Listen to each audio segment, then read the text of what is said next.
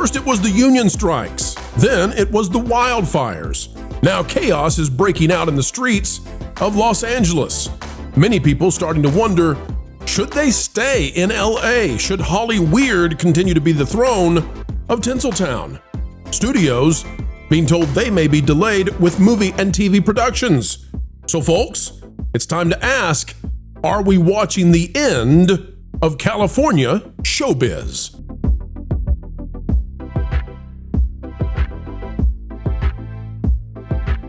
Hello, ladies and gentlemen, welcome back. It is the Pro Channel, and you are here once again for the explanation of entertainment and the effort to keep you ahead of the culture curve that we bring to the table every day, 4 times a day.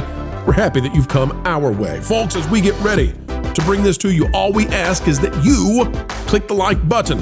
A PhD level of education in entertainment, and we're not charging you a single dime.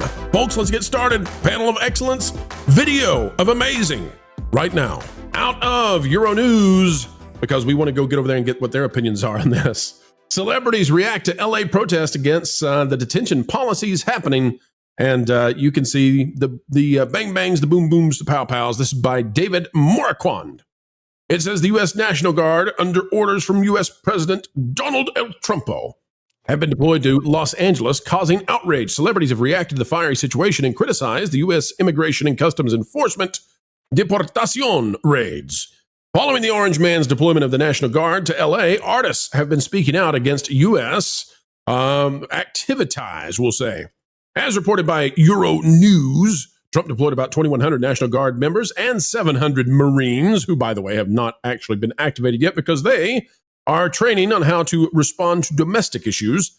Says many celebrities posted messages on social media supporting the protesters and criticizing the deployment, including the former wife of Tony Parker, Eva Longoria. She loves when I enter her that way.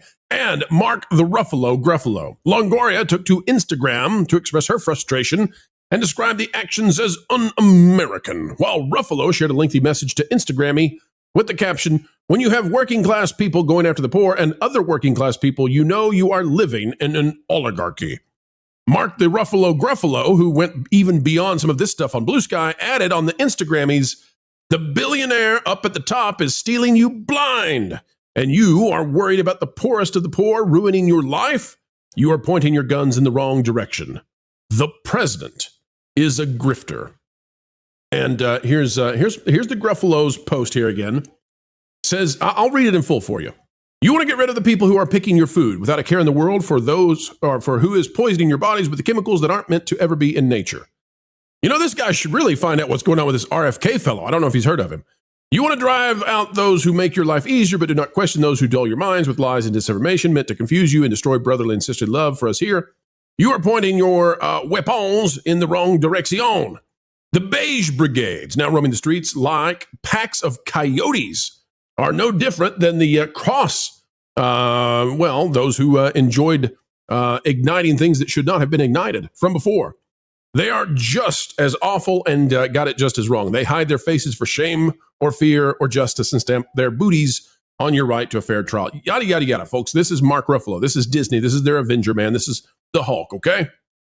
Green Day's Billy Joe Armstrong posted a scene from one of the LA issues to his Instagrammy over the weekend, in which he captioned, probably from his very nice mansion, his recliner, I'm sure, with a middle finger emoji and an ice cube emoji, while Tyler, the creator, wrote on his Instagram, blankety blank ice. Okay, we can keep going.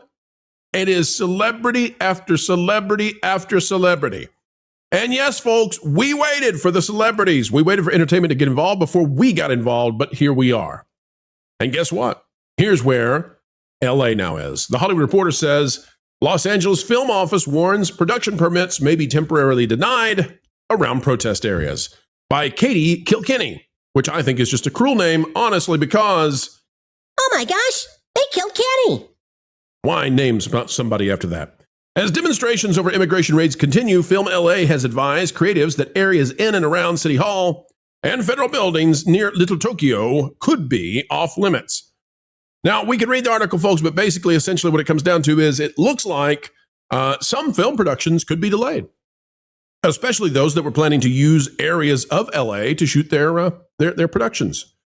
So This comes on the heels just months ago.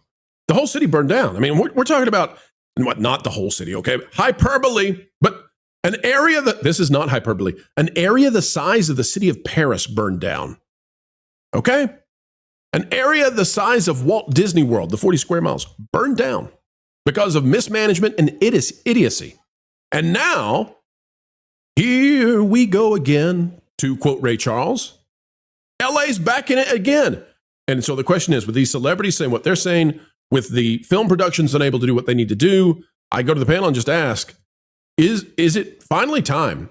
Have we reached the point now where we can definitively say, don't be in LA. Time to leave Hollywood.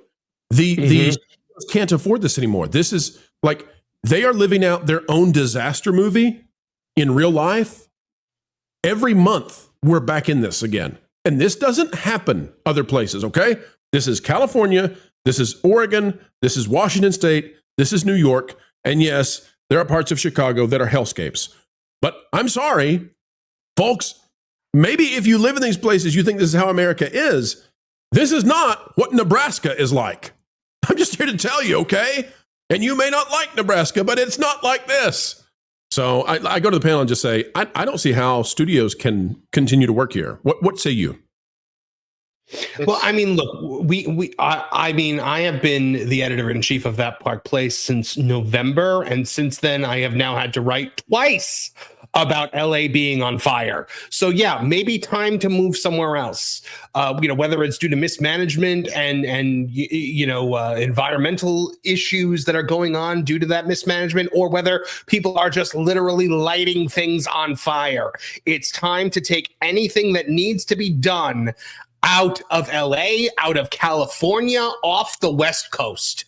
Maybe it's great for when you're planning out your next disaster movie. Maybe it's a great place to break up writer's block. I don't know. It's insane.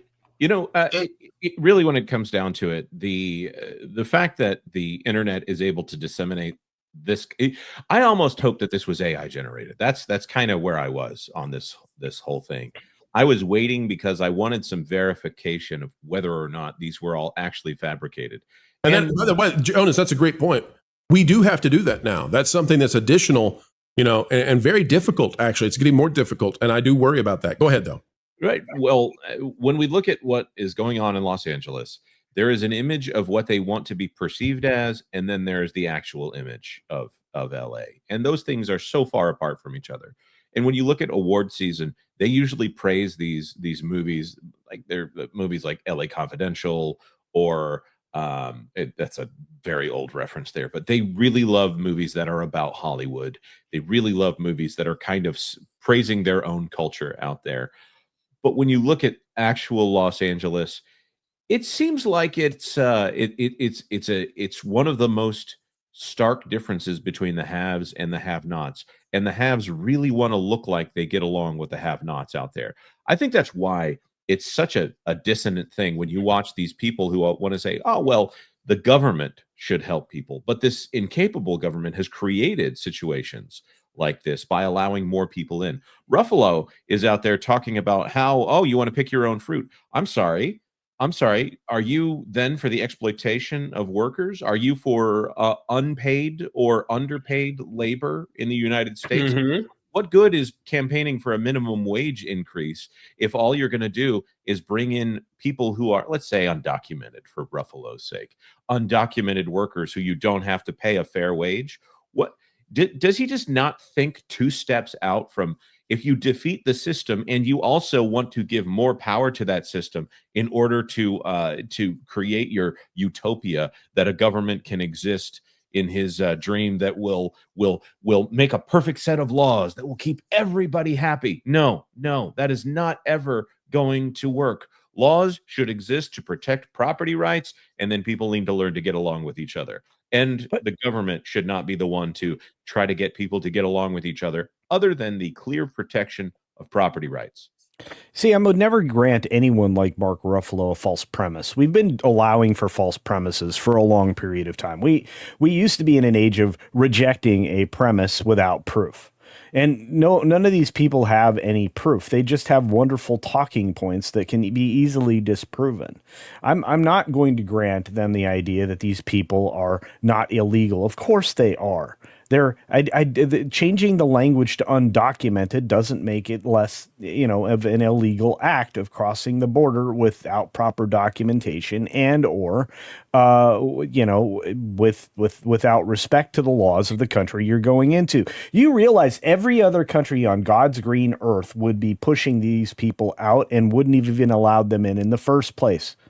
It took a wall for people to be deterred. It took a strong leader in a position of authority to lower the number of people that were crossing the border here in the United States. We saw weak leadership for 4 years, then we saw strong leadership for 3 months. What was the difference? Huge numbers of people crossing the border illegally. And I'm going to tell you right now, it's no help that the Mexican president has been fueling this particular fire for the last 12 hours. And I have a feeling that you're going to start to see not just the military involved in this, but anybody who could be qualified as an invader in big trouble. I think the celebrities that are coming out here and saying these false things need to be brought in for incitement. And that includes politicians at the highest level. I'm sick and tired of people not having to obey the law. There cannot be a two-tier justice system any longer. If you break the law, and I'm going to use their words against them, no one is above the law. Well, let me ask this. Okay, so and then we'll get Marvin. But culture, to bounce off what Jonas was saying, the way that California wants to be portrayed versus the way it really is. And to some degree, the same thing can be said of New York. But culture, I think back to the 90s, and you had songs like Californication, you had shows like 90210, you had, all over the media. People wanted to be in California. People wanted to go to California. They wanted to be on the Sunset Strip. They wanted to experience what LA had to offer.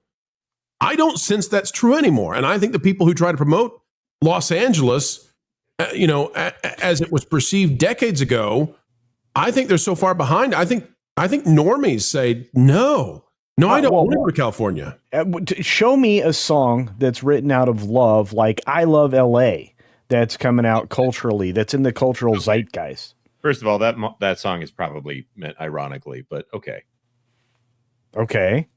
That's not how it was received by the general public. It was top 10 for a very long time on the radio. Randy Newman is a smart. Okay, well, I wouldn't hold Californication up there as anything but an acknowledgement of the degeneracy that was going out there. That was the symbol. But the symbology. Okay, but the point of saying that is that people wanted to go there. Of course, there was degeneracy, and of course, but that was part of the idea, is that people wanted to go where the quote unquote action was. Now, you and I can say, well, it's always been, the place to be has always been in the American heartland, or whatever we want to say about that. But there was a feeling back then of, oh man, you got to be here. This is the center of the universe. Not true anymore. And I don't sense it from the culture. Marvin was trying to get in. Marvin, hop in here. I was just going to say that in that clip of the Apple store, it was just amazing to see all of those unprocessed customers running out the door. Well, that's called efficiency. I mean, really, yeah.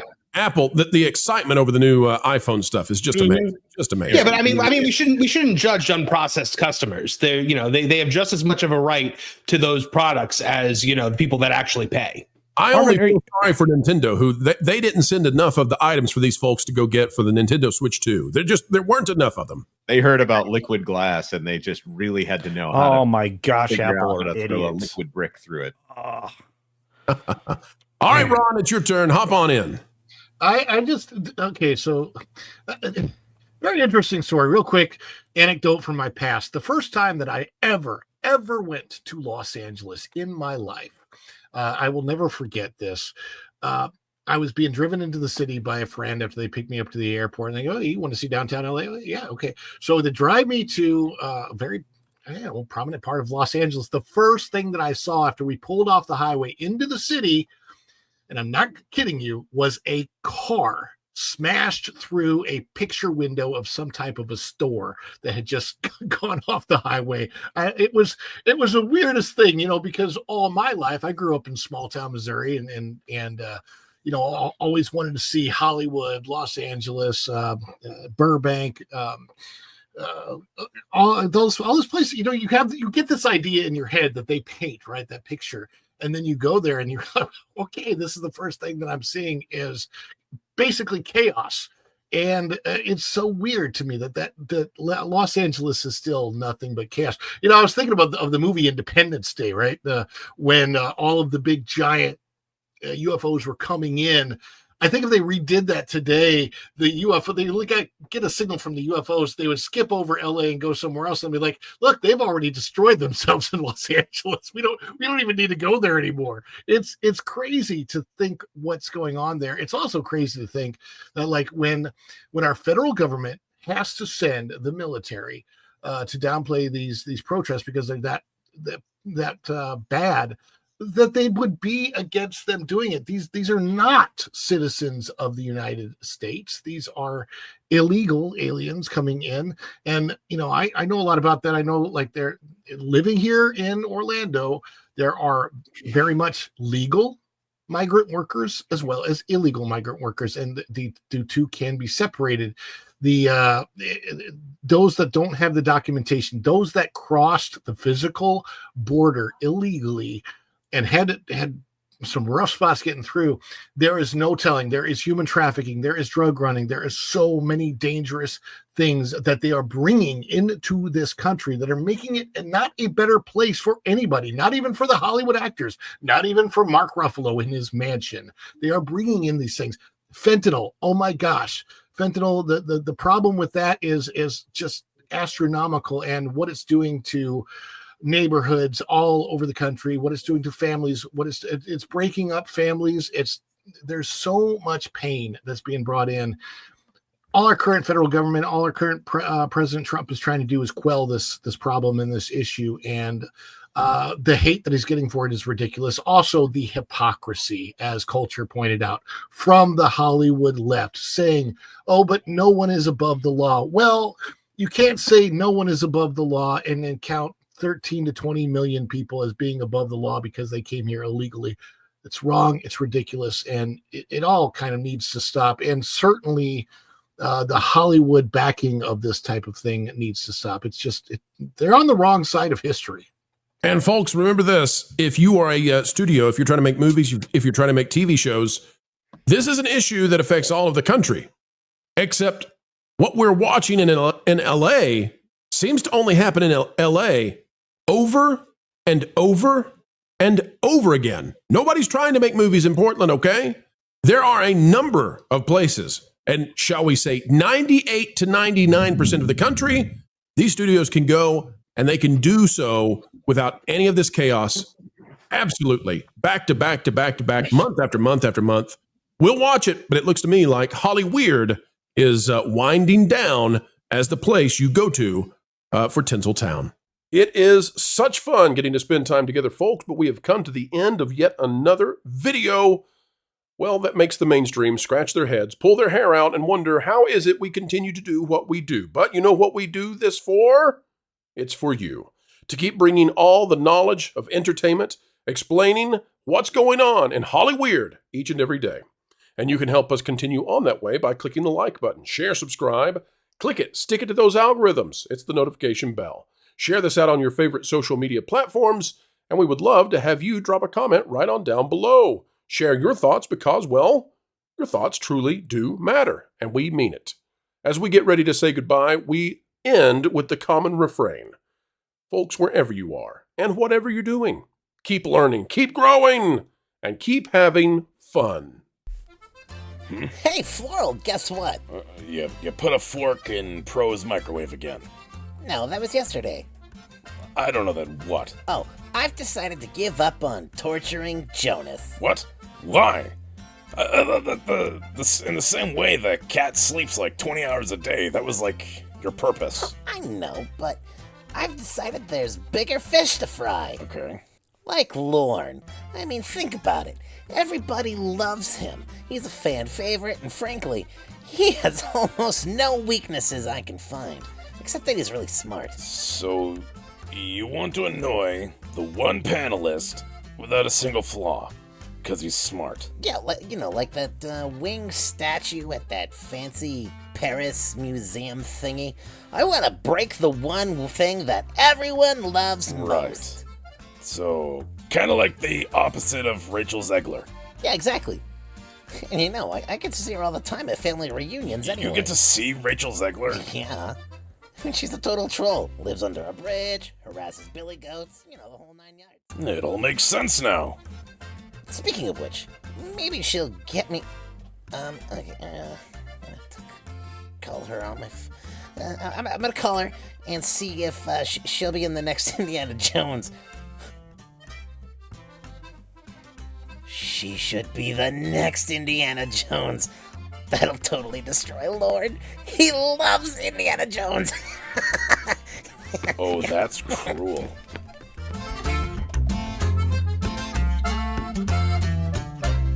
Hey, Rach. I've got a cool idea for you that involves a whip and snakes. I love that description. It's perfect. I know, right? Weird, as we always say.